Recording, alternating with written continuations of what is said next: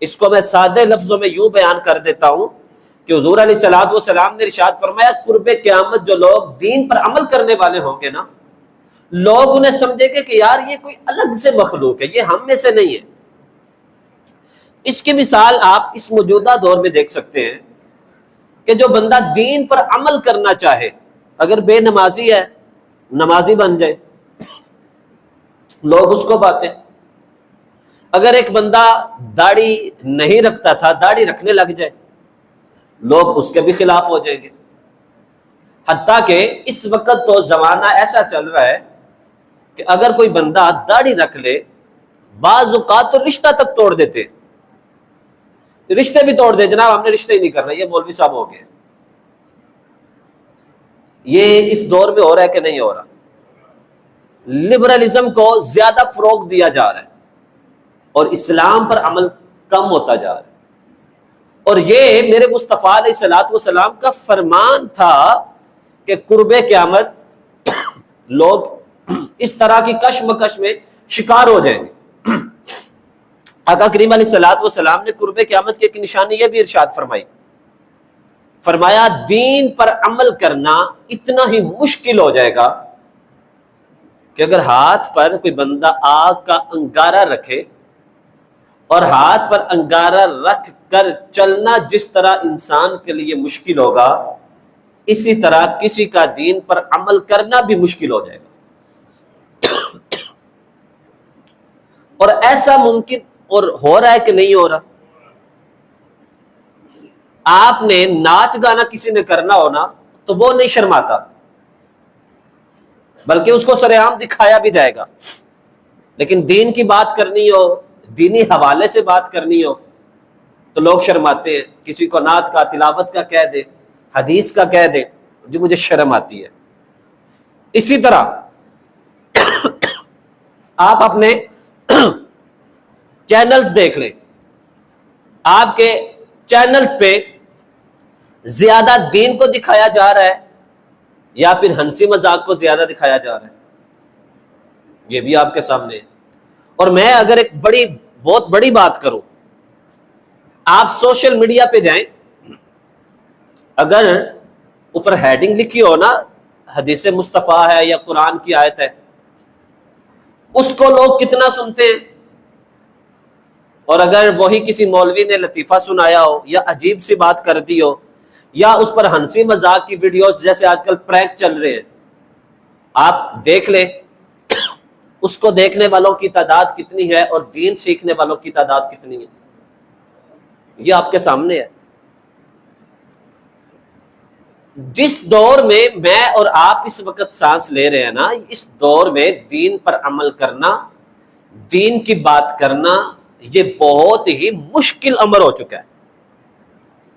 حتیٰ کہ میں آپ کے سامنے اس مسجد میں بیٹھا ہوں اور میں کسی بھی ٹاپک پہ بات کرنی ہو تو میں الحمدللہ بغیر جھجک کے اور کسی کے ڈر سے میں کھل کر بات کرتا ہوں، وہ کسی کو اچھی لگے یا بری لگے، ہم نے دین کی بات حق کے ساتھ کرنی ہے، جو حق ہے وہی بیان کرنا ہے۔ لیکن آپ بہت ساری مساجد دیکھیں، وہاں پر تو حالات ہی عجیب ہیں۔ مولانا آپ نے یہ والی بات نہیں کرنی، مولوی صاحب اے والی گل نہیں کرنی، نہیں آج آپ نے ہمارے خلاف ہی بات کر دی۔ کیا ایسا مساجد میں دیکھنے کو ملتا ہے کہ نہیں ملتا؟ پھر آپ سب سے بڑی بات، یہ مسجد کسی کی جاگیر نہیں ہوتی، اس مسجد میں صرف اور صرف اگر حکم چلتا ہے تو رب کا چلتا ہے۔ لیکن آپ خود توجہ کریں، جس دور میں میں اور آپ سانس لے رہے، کیا اس دور میں مساجد کا امام خطیب اپنی مرضی سے بات کر سکتا ہے یا جو انتظامیہ کہے گی ویسا کرنا پڑے گا؟ جناب آپ نے یہ والی بات نہیں کرنی، یہ والی بات کرنی ہے، اس ٹاپک کو نہیں چھیڑنا، اس ٹاپک کو چھیڑنا ہے، ایسا ہوتا ہے کہ نہیں ہوتا؟ تو جس دور میں میں اور آپ چل رہے ہیں نا، اس دور میں دین پر عمل کرنا انتہائی مشکل ترین عمل ہے۔ لیکن ایسے دور میں اگر کوئی بندہ رسول پاک علیہ الصلوۃ والسلام کے دین کی صحیح طریقے سے اشاعت کرے، آپ کی سنتوں پر عمل کرے اور لوگوں کو بتائے کہ یہ چند سال کی گزری تو گزر جائے گی، ختم ہو جائے گی، لیکن ہمیشہ زندگی جو شروع ہونے والی ہے اسے برزخ کی کہا جاتا ہے، اور قیامت کی زندگی کو کہا جاتا ہے یہ زندگی تو گزر جائے گی، تیری نافرمانی میں گزر جائے، میری فرما برداری میں گزر جائے، تو مجھے اچھا کہے یا برا کہے میرے لیے یہ معنی نہیں رکھتا۔ ہاں میرے لیے اتنی بات ضرور ہے کہ جب حشر کے دن میں اللہ اور اس کے رسول کے سامنے پیش کیا جاؤں تو مجھے شرمندگی کا سامنا نہ کرنا پڑے، بلکہ میرا رب مجھے یہ فرمائے بندے جو تجھے دے کر بھیجا تھا تو نے عمل کر کے بھی دکھایا ہے۔ تب شرمندہ ہونے سے بہتر ہے آج لوگوں کی باتیں سن لی جائے، برداشت کر لی جائے۔ بات سمجھ رہے ہیں آپ کے نہیں سمجھ رہے؟ تو آقا کریم علیہ الصلوۃ والسلام نے ارشاد فرمایا ایسا زمانہ جب آئے جب لوگ میرے دین پر عمل کرنا کم کر دیں، اس دور میں میرے دین کی جو بندہ اشاعت کرے گا اسے ہم خوشخبری دیتے ہیں کہ قیامت کے دن اسے نوازا جائے گا۔ اور حلیۃ الاولیاء اور الزہد الکبیر البہقی کی یہ روایت ہے، حضور علیہ الصلوۃ والسلام نے ارشاد فرمایا جس وقت لوگ میری سنتوں پر عمل کم کر دیں، ایسے دور میں جس نے میری ایک سنت پر عمل کیا اللہ رب العزت اسے 100 شہیدوں کا ثواب عطا فرمائے گا۔ آپ کو بات کرنے کا مقصد صرف یہ ہے کہ مجدد کا کام یہ ہوتا ہے کہ وہ لوگوں کی باتوں کی پرواہ کیے بغیر دین کی صحیح بات لوگوں تک پھیلاتا ہے۔ میں یہاں ایک چھوٹی سی بات عرض کرنے لگا ہوں، توجہ ہے آپ کی؟ میں نے جیسے ابھی کہا نا کہ اس دور میں دین کی بات کرنا لوگوں کے لیے مشکل ترین عمل ہے، ایسے میں ایک چھوٹی سی بات ہے۔ وہ بات کیا ہے کہ اس دور میں 2-3 طرح کے لوگ پائے جاتے ہیں۔ مثال کے طور پر آگے ربیع النور شریف کا مہینہ شروع ہونا ہے، جس مہینے میں نبی آخر الزمان میرے اور آپ کے پیارے آقا کی جلوہ گری ہوئی۔ اس مہینے میں میلاد مصطفیٰ کی محافل ہوتی ہیں، جلوس نکالا جاتا ہے۔ اچھا یہاں پر اب 2 طرح کے لوگ سامنے آئیں گے۔ میں آپ کو بات بتا رہا ہوں کہ ہوتا کیا ہے ہمارے ساتھ۔ ایک وہ بندہ جو ممبر پر بیٹھ کر کہتا ہے کہ میلاد نہیں منانا چاہیے، یہ بدعت ہے۔ اب وہ یہ بات ممبر پر بیٹھ کر کرے گا کہ بدعت ہے، لوگ اس کے خلاف نہیں بولیں گے، لوگ کہیں گے کہ یار ٹھیک تو کہہ رہا ہے۔ لیکن اگر دوسری طرف ممبر پر بیٹھ کر بندہ کہے کہ میلاد منانا چاہیے، یہ اچھی بات ہے، یا میلاد منانے پر دلائل دے، تو لوگ کہیں گے یار یہ کیا اختلافی بات کرتا ہے۔ اچھا جو منع کر رہا ہے وہ اختلافی بات نہیں ہے، لیکن جو میلاد منانے پر دلائل دے رہا ہے وہ اختلافی بات ہے۔ ایسا ہوتا ہے کہ نہیں ہوتا؟ حالانکہ یہ چیز ہے کیا؟ یہ بھی ایک سمپل سی چیز ہے، سیرت النبی صلی اللہ علیہ وآلہ وسلم بیان کرنا، اس کی محافل کرنا۔ تو سیرت مصطفیٰ ہے کیا؟ کہ جس طرح رسول پاک نے بچپن سے لے کر آخری زندگی تک اپنی زندگی گزاری اس کو بیان کرنا۔ تو آپ مجھے بتائیں سیرت مصطفیٰ جو ہے بغیر ولادت مصطفیٰ سے ہو سکتی تھی؟ تو جب سیرت مصطفیٰ بغیر ولادت مصطفیٰ سے ہو نہیں سکتی تو پھر میلاد مصطفیٰ کا عنوان رکھ کر محفل میں یہ بتانا کہ حضور اس طرح سے پیدا ہوئے تھے، یہ اللہ تعالیٰ نے معجزات دکھائے تھے، یہ غلط تو نہیں ہے، لیکن اس پر بھی اختلاف ہے۔ بات کرنے کا صرف اور صرف میرا مقصد اتنا ہے کہ جس دور سے ہم گزر رہے ہیں اس دور کے اندر دین کو سمجھنا، دین کو بیان کرنا یہ آسان نہیں ہے، بلکہ دین کی صحیح شکل بیان کرنا یہ بڑا مشکل امر ہے۔ اب جس طرح امام اہل سنت امام احمد رضا خان بریلوی علیہ رحمہ آپ کے بارے میں بہت ساری باتیں کہ آپ بدعت کو رواج دینے والے تھے، جبکہ امام احمد رضا خان بریلوی علیہ رحمہ نے سب سے بڑھ کر بدعات کو ختم کیا، سب سے بڑھ کر۔ کیسے؟ جیسے مزار پر جانا یہ جائز ہے، مزار پر جانا چاہیے، لیکن جس طرح سے لوگ جاتے ہیں ویسا نہیں جانا چاہیے۔ اعلیٰ حضرت علیہ رحمہ نے باقاعدہ اس پر پھر فتویٰ جاری کیا۔ آپ نے کہا کہ دربار پر حاضری دینے کا جو صحیح طریقہ ہے وہ یہ باوضو ہو کر قدموں کی طرف سے جاؤ اور جا کر چومو نہیں، ہاتھ نہیں لگاؤ، بلکہ 7-8 فٹ پیچھے کھڑے ہو جاؤ، قرآن پڑھو، تلاوت قرآن کرو، اور پھر اللہ سے دعا کرو، اور اس کا ثواب اس مرنے والے کو عطا کر دو۔ یہ صحیح طریقہ ہے، لیکن اس چیز کو بھی غلط طریقے سے پیش کیا جائے گا۔ آپ بات سمجھ رہے کہ نہیں سمجھ رہے؟ نہیں، میں آپ کو مسئلہ یہ سمجھانا چاہ رہا ہوں لوگوں، آپ کے سامنے جب دین کی بات آئے تو اس کو 2 اینگل سے دیکھا کریں، اس کے دونوں اینگل دیکھا کریں کہ یہ بات جو کی گئی ہے کیا واقعتاً قرآن و حدیث میں یوں بیان کی گئی ہے، یہ بات جو بیان کی گئی ہے کیا واقعتاً اس طرح قرآن و حدیث میں بیان کی گئی ہے۔ صرف یک طرفہ رائے نہیں رکھنی۔ اور دوسری بات، لوگ کہتے ہیں کہ ہم دین کہاں سے سیکھیں، دین ہم کہاں سے سیکھیں۔ میں اس کا بڑا سمپل سا آپ کو جواب دینے لگا۔ دین اگر آپ نے سیکھنا ہے تو سوشل میڈیا سے مت سیکھو۔ جائے کہ میرے بیان بھی سوشل میڈیا پہ جاتے ہیں، لیکن اس کے باوجود میں حقیقتاً یہ مسئلہ بیان کر رہا ہوں۔ یہ ایک دور جدید کی سہولت ضرور ہے ہمارے لیے، لیکن اس کا نقصان کتنا ہے۔ مثال کے طور پر آپ مجھے شوق سے سنتے ہیں، میرا بیان آپ نے یوٹیوب پہ نکالا، آپ نے کوئی بھی ٹاپک رکھا، اس ٹاپک پر میری ویڈیو سامنے آ گئی، لیکن میری ویڈیو کے ساتھ اسی ٹاپک پر 3-4 اور مختلف علماء کے بھی بیان آ گئے۔ اب آپ نے کہا قاری صاحب کو تو سنتے ہیں، چلو ان کو بھی سن لیں۔ آپ نے مجھے بھی سنا، انہیں بھی سنا، تیسرے کو بھی سن لیا، چوتھے کو بھی سن لیا۔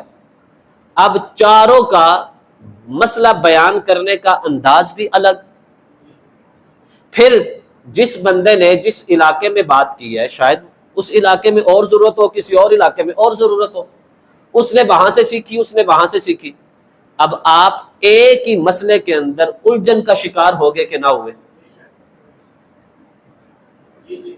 آپ نے مسئلہ ایک سیکھا، جس طرح نماز کے اندر کپڑوں کو فولڈ نہیں کرنا چاہیے، نماز کے اندر پینٹ شلوار کو نیچے سے یا اوپر سے فولڈ کرنے سے نماز مکروہ تحریمی ہے۔ اب اس پر کچھ علماء کا اختلاف بھی ہے، بعض کہتے ہیں کہ ہو جاتی ہے، بعض کہتے ہیں نہیں ہوتی۔ دوسری طرف اسی موضوع پر آپ کو نہیں پتا کہ یہ عالم ہے کون ہے، جانتا ہے نہیں جانتا، اس نے مسئلہ پڑھا، خود سے ہی اس نے ایک ویڈیو ریکارڈ کی اپنے ویوز بڑھانے کے لیے، اس نے بھی سوشل میڈیا پہ ویڈیو لگا دی، آپ نے اس کو بھی سن لیا۔ ایک عالم بھی بیان کر رہا ہے اور ایک عام بندہ بھی بیان کر رہا ہے، آپ ذہنی طور پر مشکوک ہوئے کہ نہ ہوئے؟ سوشل میڈیا پر ہمیں دین کے حوالے سے یہ نقصانات کا سامنا کرنا پڑ رہا ہے، اور پھر سب سے بڑھ کر یہ کہ اگر کسی نے سوشل میڈیا پر یوٹیوب چینل اس نے یہ بنایا کہ میں نے اسے ارننگ کرنی ہے، اور بہت سارے لوگ اسی لیے آج کل چینل بنا رہے ہیں، کیوں؟ 1000 سبسکرائبر کے بعد 40,000 ان کے منٹس پورے ہونے کے بعد ان کو ایڈ دی جاتی ہے، جس کے ویوز بڑھنے کے ساتھ انہیں پیسہ ملتا ہے، ڈالر ملتا ہے۔ لیکن اب لوگ یہ دیکھتے بھی نہیں کہ اس طرح سے پیسہ کمانا جائز بھی ہے کہ ناجائز ہے، کیونکہ اس طرح سوشل میڈیا سے پیسہ کمانا حرام ہے، کیونکہ جو ایڈ لگایا جاتا ہے اس کے لیے 3 باتیں ضروری ہیں کہ اس میں میوزک نہ ہو، اس میں غیر محرم عورت کی شکل نہ ہو، پھر وہ چیز حرام چیز کی پروڈکٹ نہیں ہونی چاہیے۔